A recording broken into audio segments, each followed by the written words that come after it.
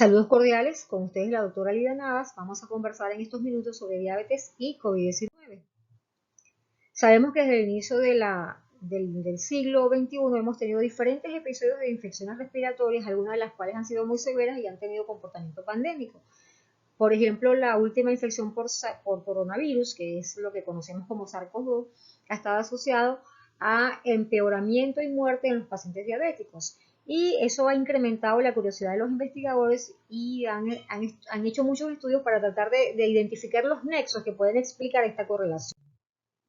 Se ha visto, por ejemplo, esta correlación desde el inicio del siglo, fíjense que, desde el inicio del siglo, en el 2002, cuando hubo la primera infección por coronavirus, se pudo ver que la mortalidad era mayor en los pacientes diabéticos, se pudo evidenciar de igual forma en los pacientes infectados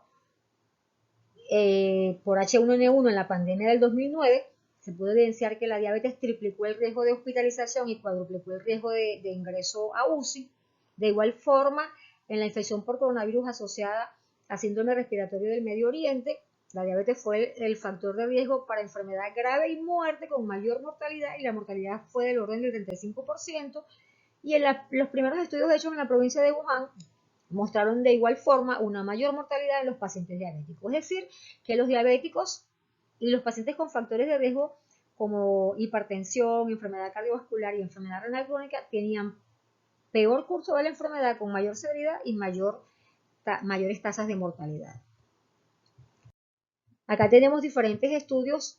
Tenemos en primer término el estudio CDC, luego tenemos una serie de estudios hechos en China y al final mostramos dos estudios europeos, todos, aun cuando son diferentes poblaciones y diferentes continentes, fíjense que todos tienen los mismos desenlaces, es decir, los diabéticos tuvieron mayor ingreso hospitalario, mayor admisión a UCI, peores manejo de los parámetros ventilatorios, peores hallazgos radiológicos, peores cifras de glucemia, con hiperglucemia importante, mayores demandas de insulina y mayor riesgo de mortalidad. Es decir, la mortalidad fue mucho mayor en los pacientes diabéticos que en los pacientes infectados no diabéticos. Es evidente que hay una correlación. Ahora, ¿por qué esto ocurre? Fíjense que uno de los elementos que en primer término se debe considerar es que la diabetes pues, es un factor de riesgo para las infecciones en general y particularmente para la infección por coronavirus. Otro elemento importante que se pudo ver en esta pandemia es que los pacientes diabéticos, los pacientes infectados por SARS-CoV-2 podían desarrollar diabetes de primera aparición. E incluso se pudo ver que los pacientes no diabéticos también podían desarrollar fenómenos de insulinoresistencia. Ahora vamos a ver por qué esto ocurre. Fíjense, entender por qué la diabetes es un factor de riesgo es bastante comprensible. Sabemos que la diabetes es un estado de inmunosupresión severo en el cual el riesgo de infecciones tanto por bacterias, hongos, virus puede ser mucho mayor debido a que tienen alterada la inmunidad innata y adquirida. Los diabéticos tienen un efecto permisivo que les impide depurar los patógenos intracelulares. Los diabéticos suelen ser adultos mayores, sobre todo los diabéticos tipo 2, lo cual explica la presencia de otras comorbilidades que les confieren una mayor vulnerabilidad. En estos pacientes, sobre todo en los modelos animales, se pudo ver una mayor expresividad de la ECA2 igualmente se pudo ver mayor expresividad de ECA2 con algunas drogas como la pioglitazona o los agonistas del receptor de la GLP-1 e igualmente con estatinas e IECAS. Inicialmente se pensó que esto podía ser contraproducente, pero ya vamos a ver más adelante que no es necesariamente así. De modo que la hiperglucemia y el estado hiperinflamatorio crónico que caracteriza al diabético descompensado puede reducir significativamente la actividad fagocítica de los macrófagos y la actividad quimiotratante de los polimorfonucleares. De esta manera, la hiperglucemia o la hiperglucemia va a incrementar la virulencia, la capacidad de replicación en las células, va a disminuir la respuesta inmune antiviral y va a facilitar además la replicación bacteriana. Se pudo ver que los pacientes que hacían la infección en estado de descompensación glucémica con mayores valores de hemoglobina glicada eran los que más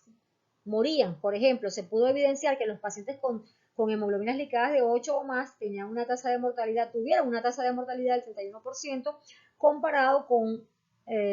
la tasa de 1% que se pudo ver en los pacientes que tenían hemoglobinas glicadas de 7 o menos. Es decir, que la mortalidad estuvo asociada definitivamente con valores mayores de glucosa y la hiperglucemia se convierte entonces en un predictor de mortalidad.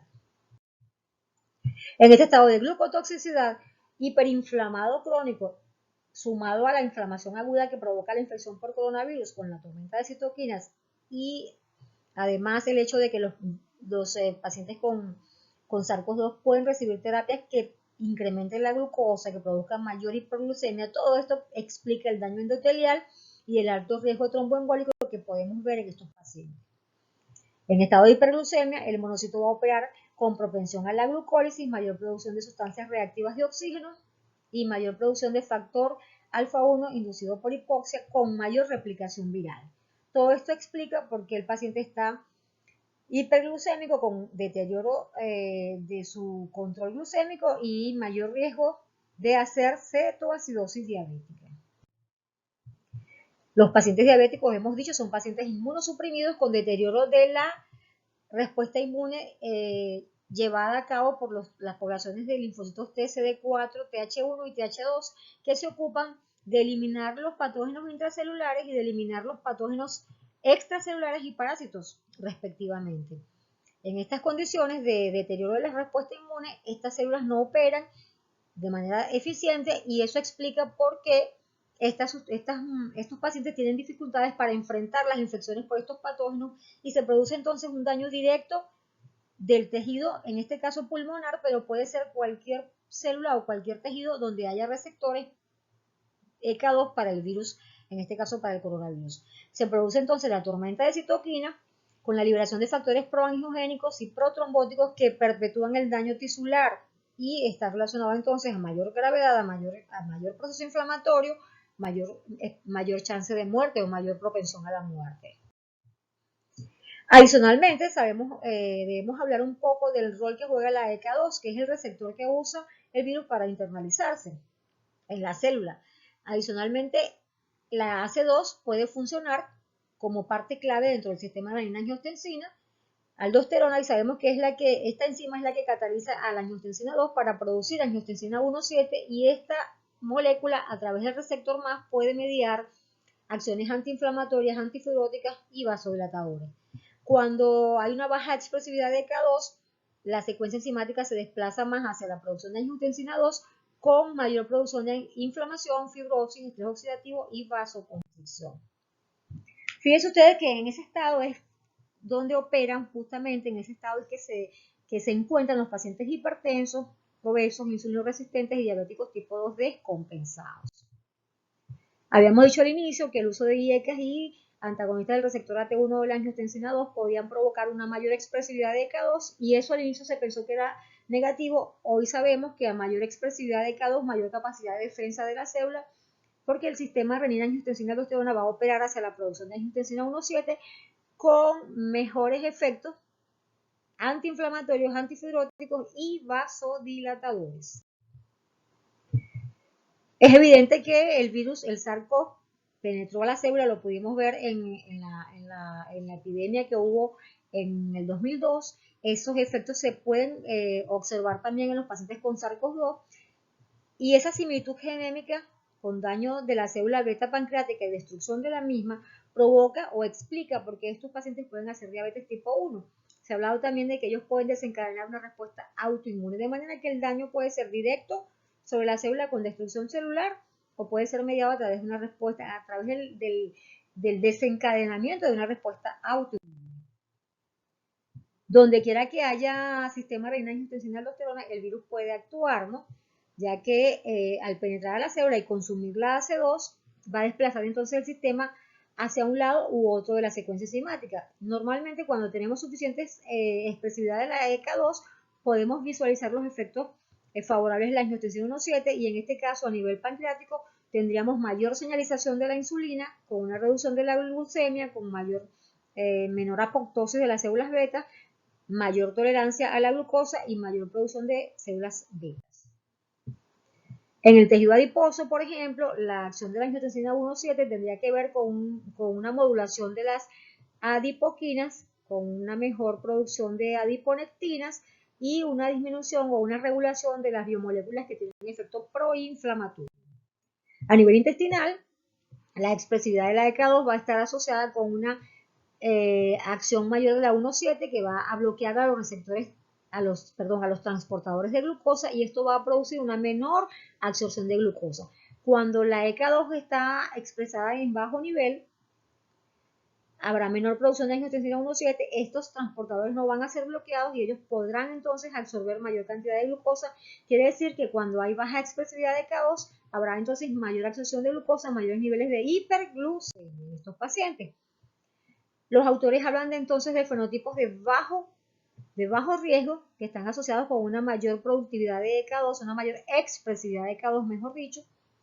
fenotipos de bajo riesgo y fenotipos de alto riesgo que están asociados con una menor expresividad de K2, que es por cierto el fenotipo que caracteriza a los pacientes adultos mayores, hipertensos, diabéticos y con fallas cardíacas descompensados. En este estado de inflamación y resistencia a la insulina lo podemos observar en prácticamente todos los órganos y sistemas,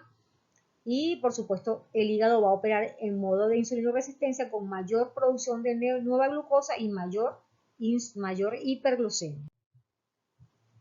A modo de resumen, podemos decir entonces que el sistema renina-angiotensina-aldosterona opera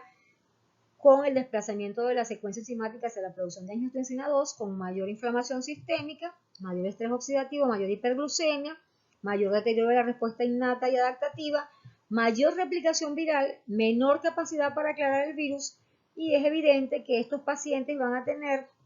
un agravamiento de la infección aguda, los pacientes diabéticos infectados por SARS-CoV-2, van a tener una disfunción o pueden llegar a tener una disfunción transitoria de las células beta y, por supuesto, cuando sean capaces de negativizarse lo más rápido posible, ellos también tendrán menores consecuencias post-COVID. A modo de conclusiones, podemos decir entonces que el diabético descompensado, la glucotoxicidad provoca deterioro de la respuesta inmune y un estado hiperinflamatorio crónico, que ese estado hiperinflamatorio se va a empeorar con la respuesta inflamatoria aguda que provoca la infección por SARS-CoV-2. Es evidente que el virus puede infectar y puede destruir las células pancreáticas y eso explica su efecto diabetogénico, que la regulación hacia la baja, es decir, la dose regulation de la expresión de la ECA2 va a provocar mayor daño a nivel celular. Sabemos entonces que la infección agrava la diabetes, que puede haber diabetes de novo, ya lo sabemos también, que esa diabetes de nuevo puede ser por destrucción tisular directa o puede ser por el desarrollo de un mecanismo autoinmune.